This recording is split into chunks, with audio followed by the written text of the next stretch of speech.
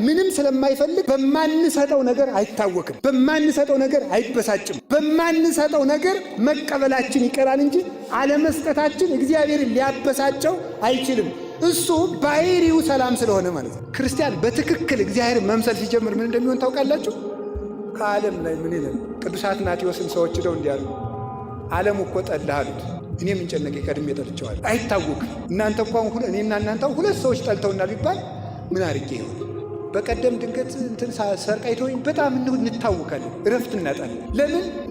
ምን መሰረት ነው ራሳችንን ያቆምነው? ከሌላ ሰው በሚሰጠን ነገር ስለሆነ ነው። ሰላም ማለት ከውጭ በሚገኝ ነገር ሳይሆን በራስ ላይ መመስረት ነው።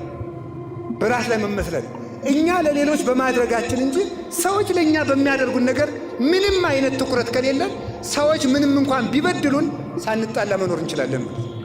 አሁን ትዳሩ የሚበጠበጠው በዚህ ምክንያት አይደለም። ይሄንን ሳታደርግልኝ፣ ይሄንን ሳያደርግልኝ ነው የሚባለው። ፍቅር ማለት ግን መስጠት እንጂ መቀበል አይደለም።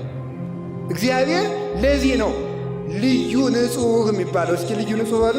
ልዩ ንጹሕ የሆነ እግዚአብሔር ለዚህ ነው ዓለም ሁሉ ሲበድል እሱ የእኛ በደል የእሱን ባህሪ ለውጦበት ማያትን ከማፍሰስ እንደገና ደግሞ ነፋሳትን ከማንፈስ ብርሃናትን ከማመላለስ በዝናብ ከማብቀል በፀሐይ ከማብሰል የማይለወጥበት ምክንያት በዚህ ምክንያት ኮብልለን ስንመጣ ሳይለወጥ አባትነቱን የምናገኘው ከዚህ የተነሳ ነው።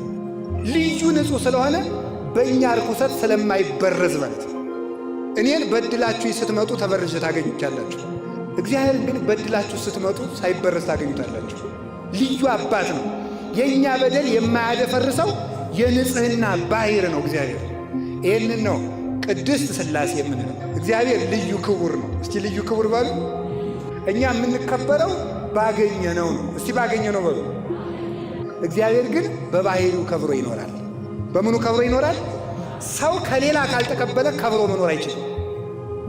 እግዚአብሔር ግን በባህሪው አሁን በሊቅነቱ ሰው ይከብረ ታምርሃው አብሮ ተፈጥሯል። ቅዱስ ጳውሎስ እንዲህ አለ፣ ምን ጥብቀ ዘይነሳ አይቀም ካለከ ከሌላ ያልተቀበልከው ምን አለ? እስኪ በሉ ሁላችሁ በሉ ንገሩኝ እንጂ አይ ተቀብየው በሉ ሁላችሁ ተቀብየው ነው የምትሉ። አይ ጆሮ፣ አፍንጫ፣ በቃ አጠቃላይ አካል፣ ነፍስ በቃ ይህ ሁሉ ተቀብለ ነው። እውቀቱን ተቀብለ ነው። ሀብቱን ተቀብለ ነው። ጤናውን ተቀብለ ነው። ክብሩን ተቀብለ ነው። ዝናውን ተቀብለ ነው። በቃ ሁሉን ነገር ተቀብለው ነው።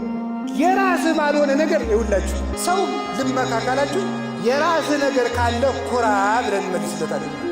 አላህ ነፍስና ሥጋ እንኳን ያንተ አይደለም። ቀድሞ በፍጥረት የእግዚአብሔር ነው። ኋላ ደግሞ ክርስቶስ ደም ከፍሎበታልና የራስህ ነፍስ አለህን? የራስህ ሥጋ አለህን? የለም።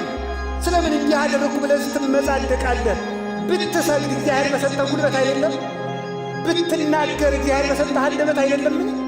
ምን ያንተ የሆነ ነገር አለ? እንዲህ ያለውን ትምክህት እግዚአብሔር ያርቅልን።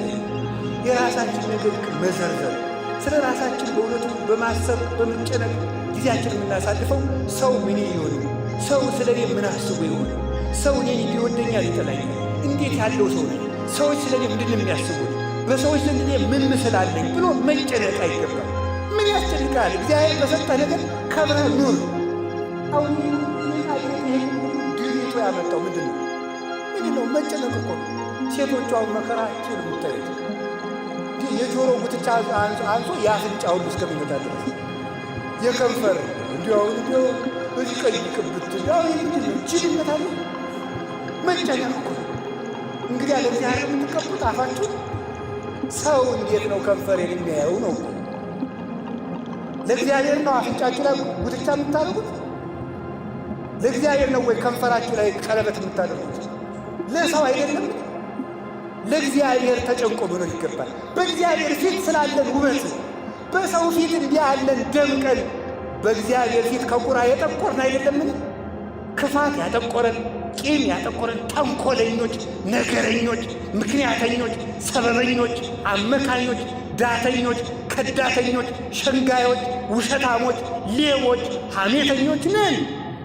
ይህንን ክደው አንችልም። በዚህ ጠቁረን እንዲህ ይገርማል።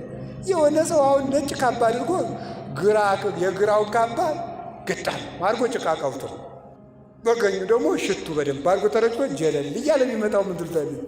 የሰውዬ ዘመድ የለውም እንዴ ትላላችሁ አይደል? የሚመክር የለውም ወይ? በአንድኛ እኮ ነፍሳችን እንዲሁ ነው ጨልሞ እላይኛው ስላለው ነገር ጭንቅ ብሎ ተጨንቀን ተጠበን። እስቲ አሁን እንግዲህ እስኪ የተደረገውን ይህን ምንጣፍ አስቡ። ነፍሴ ግን ምን አይነት ምንጣፍ ላይ ትቀመጥ ይሆን ብለን አስበን እናውቃለን? የሁሉ ምንጣፍ የተነጠፈለት አሁን ተነጠፈ። ይሄ በእርግጥ ለእግዚአብሔር ክብር ነው፣ ለጉባኤ ክብር ነው። በእርግጥ ደግሞ መቼስ ለእኛ መስለቢያ ያለም የሆናችሁ የምትሰበኩትን ስብከት እኮ ለመሳደቢያ ነው የምትጠቀሙ። አንዱ ሰባኪ የሰማችሁትን ስብከት ለሌላ ሰባኪ መሳደቢያ ነው የምታደርጉት። ችግሩ ይሄ ነው። ወንበሩ የተነጠፈ ለክህነት ክብር ነው እንጂ ለአባ አይደለም። በዚያውም እንድታውቁት ነው። ግን እንደው አሁን እኛ እንምጣለ ይሄንን ተውት። እቤቷችሁ ላይ አንድ ሰው መጀመሪያ ሊያገባ ሲል በተለይ ከተማ ሰው የሚያሟላቸው ነገሮች ውስጥ አንዱ ሶፋ ነው አይደለም እንዴ? ላጤም ቢሆን ቢያንስ የሶፋ መግዣ ሳይኖረኝ ነው የሚለው ሊያገባ ሲል። ስለ ነፍስ ሶፋ አስበህ ታውቃለህ? ይሄ ስለኛው መጎለቻ ነው የሚታወቀው። ነፍስ እንዴት ያለ የሚቆረቁር ገሃነም ላይ እንደምትወረወር አስበን እናውቃለን? ስለ ነፍሳችን አልጋ አስበን እናውቃለን? ስለ ነፍሳችን መጋረጃ በብርሃን መጋረጃ ተጋርዳ እንድትኖር የሚያደርጋትን ሥራ ሠራን። በጨለማ መጋረጃ ተጋርዳ እይታከዩ የማይደክሙ አጋንንት ከሚገርፋት ቦታ ውስጥ እንደምትኖር አስበን እናውቃለን? ያንስ ዛሬ ሊሆን እንደሚችል አስበን ታውቃለን? የሰው ልጅ ባልጠረጠራችሁት ጊዜ ይመጣል ተብሎ ተጽፏል። ዛሬ ማታስ እንድንሆን እንወሰነው በምን እናውቃለን? እና ወገኖቼ ከሌላ ያገኘነው ነገር እንጂ የራሳችን ነገር ስለሌለ መመካቱን ትምክቱን በእውነቱ እግዚአብሔር ያርቅ። እንደ ትዕቢት ያለ እንደ ኩራት ሰው በሕይወት ዘመኑ ወደ ላይም ራሱን ማነጻጸር አይገባው፣ ወደ ታችም ራሱን ማነጻጸር አይገባው። ወደ ላይ በሙቱ ከዚህ ዘመን መነኩሴ ማን ያልሻል ብላችሁ አታውቁም? እውነቴን ነው ብላችሁ አታውቁም? ይሻላል እንዲያው ከነሱ አለመመንኮስ ይሻላል። በምንድን ነው የምትሻሉት? እንዲያው መነኩሴ እኮ ሰኞ ቢስት ማክሰኞ ደግሞ ያለቅሳል። እንዲያው በምን ትሻላላችሁ? በምንም አትሻሉ። አንድ መነኩሴ ምን ይላል? እንዲያው በዘኮነ ከሆነ ይሄ ይስ መነኩሴ ይላል። እንዲያው ምንም በላይ እንዲያው መነኩሴ ይሻለኛል ያሉ ነታቸው። እንዲያው እኔም መነኩሴ ስለሆንኩ መነኩሴን አላጣጥልም። ስለዚህ ምንድን ነው ወደ ላይ አሁንማ ከጳጳሳት ሁሉ እኩል መሆን ጀምራቸዋል። ከፓትርያርኩ ማነጻጸር ጀማምራቸዋል እኮ ማለት ነው። ማነጻጸር ደግሞ ጭራሽ ከመቤታችን የሚያነጻጽሩ አሉ። ማርያም እንዲህ ነበር የምታደርገው እኛም ይላለው ወይ ጥጋ ምን አለ በእውነቱ አፍ አይከለከል ነገ በሞት ይከለከላል እንጂ። ስለዚህ ራሳችን ማነጻጸር ሙልጭ አድርገን መሳደብ የስድብ ሰማዕታት እኮ ነን እኛው። እዚህ የስድብ አክሊል ልትቀበል የስድብ አክሊል ሊያቀዳጅ ክርስቶስ ተሳድበን ይልቁንስ ስድቡን ተውና ሥራ ብትሰሩ ይሻላቸዋል። መድኃኔ ዓለምን ሊያሳልፍ ሲመጣ ምን ሥራ ሠራህልኝ ነው እንጂ ጎሸኔ ልጅ ሊቀ ጳጳሱን አጥረከረክልኝ ብሎ ሊሸልም መስሏል። በስድብ ለአክሊል ልትቀዳጁ ነው። ስለዚህ ኩራታችን ትተን ወደ ላይ ራሳችን ቢያነጻጸር ብድግ ብሎ አሁን ከዳተኛ ትውልድ ተነስቶ አይደለም። ጳጳሳቱ በሙሉ ወድቀዋል፣ መነኮሳቱ ወድቀዋል፣ በርኩሰት ተይዘዋል፣ አጋንንት አለባቸው፣ የ666 ተከታይ ናቸው። ስለዚህ በቃ እኛ የተሻለ ትውልድንን ከዚህ ትዕቢት እግዚአብሔር ይሰውራል።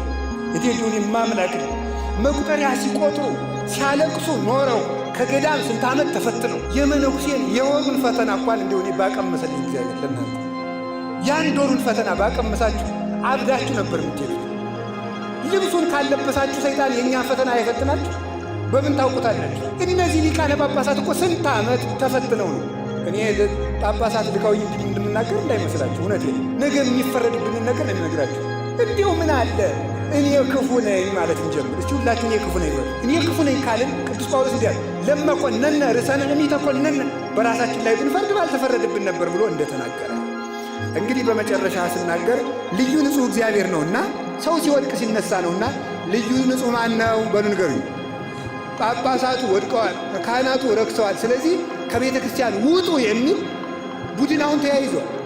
የመንደር ተኩላ ከክርስቶስ ሥጋና ደም አውጥቶ በየመንደሩ ዳቦ እያስቆረሰ ቀይ ቢጫ አረንጓዴ ባንዲራ እያሰቀለ የኢትዮጵያ ትንሣኤ ተቃርቧል የሚል የመንደር አውደልዳይ በስቷል። አሁን እኛስ ቢሆን ጳጳሳት አይሰናከሉም ብለናል።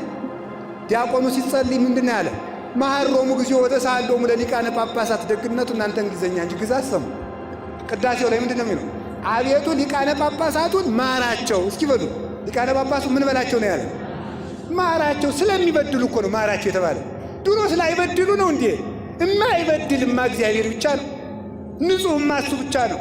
ግን የሚበድሉ ቢሆን እንኳን እነሱ ቢበድሉ እኛ ብንበድል ካህናት ብንበድል ክህነቱ አይበደልም፣ ቆቡ አይበደልም፣ አስኬማው አይበደልም፣ መስቀሉ አይበደልም፣ ቅዳሴው አይበደልም፣ ማኅሌቱ አይበደልም፣ ስርዓቱ አይበደልም፣ ፍትሐቱ አይበደልም፣ ክርስትናው አይበደልም። ምን ማለት ነው? እግዚአብሔር ለእናንተ የሚሰጠውን መግቦት አያቋርጥባቸው። የእኛ ኃጢአት እንደተስቦ በሽታ በቡራኪያችን በኩል ወደ እናንተ የሚተላለፍ አይምሰላችሁ። አይተላለፍም።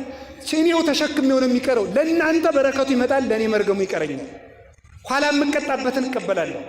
ይህን ማወቅ አለብን። ድሮስ ቢሆን አሁን ብዙ ካህናት እየተሳሳቱ ስለሆነ አሁን ቤተ ክርስቲያን እንዴ እኔ ድሮስ ቢሆን የማይሳሳት ጳጳስ ነው እንዴ የምከተለው? የማይሳሳት መነኩሴ ነው የምከተለው? የማይሳሳተውን ክርስቶስን ነው የምከተለው። ማንን ነው የምከተል? በሉት ሁላችሁ። ልዩ ንጹሕ። ለዚህ ነው ልዩ ንጹሕ ያለው እግዚአብሔር እሱ ነው። ከሊቃነ ጳጳሳት እሱ ንጹሕ ነው። ከነቢያት ይልቅ እሱ ንጹሕ ነው። ከሐዋርያት ማኅበር ንጹሕ ነው። ከሌላው መኑ ይመስለከ እምነ አማልክት እግዚኦ። አቤቱ ከአማልክት እንዳንተ ያለ ማን ነው? ከጣዖታት አማልክት ሳይሆን ከአማልክት ዘበጸጋ እንዳንተ ያለ ማን ነው? ማንም የለም። እንኳን እሱ እናቱን ምንድን ነው የምንላት? ደስ ስለሚል ልንገራችሁ። ቅዱስ ኤፍሬም ያላት ለኪ ደሉ ዘንኩሎም ቅዱሳን ትዛሊ ለነ ኦ ምልዕተ ጸጋ ምልዕተ ጸጋ ምልዕተ ክብር ሆይ ከሁሉም ቅዱሳን ይልቅ አንቺ ልታማልጅን ይገባላል። አንቲ ታብ ሊቃነ ጳጳሳት ይለምኑልህ እንጂ መለመኑንማ ይለምኑልኛል። አንቲ ታቢም ሊቃነ ጳጳሳት ከሊቃነ ጳጳሱ አንቺ ትበልጫለሽ። ተመልከቱ። ከኪሩቤል ብይ ግርማ ላይ ተመልከቱ። ዛቢም ግርማ ኪሩቤል ወሱራፌል ከሱራፌል ከኪሩቤል የሚበልጥ ግርማ አለሽ። ሱራፌል ይለምኑልህ እንጂ ከሱራፌል አንቺ ስለምትበልጭ ነው እንጂ መለመኑንስ እነሱም ይለምኑልኛል። ኪሩቤል ይለምኑልህ እንጂ መለመኑን ይለምኑልኛል። ግን ከኪሩቤልም ትበልጫለሽ። ለምን? እነሱ ንጹሕ ሆነው ቢኖሩ ኃጢአት በሌለበት ዓለም ነው። ድንግል ማርያም ንጹሕ ሆና የኖረችው ግን ጉድለት በበዛበት ዓለም ሆና ምሉ ሆና ስለተገኘች ነው። እሷን የሚመስል ንጹሕ የለም። እንኳን እግዚአብሔር የሚመስል ንጹሕ ሁሉም ሰው ይሰናከላል። የማይሰናከለውን ስለዚህ ቅዱስ ጳውሎስ ምን አለ? ደግሜ ልንገራችሁ፣ የእምነታችን ራስ ክርስቶስን እንከተለው። ዕብራውያን 12 ቁጥር 1 እስኪ በሉላችሁ። የእምነታችን ራስ በሉ። ማን እንከተለው? ክርስቶስን ተከትለን እሱ ካለበት ለመድረስ ያብቃል።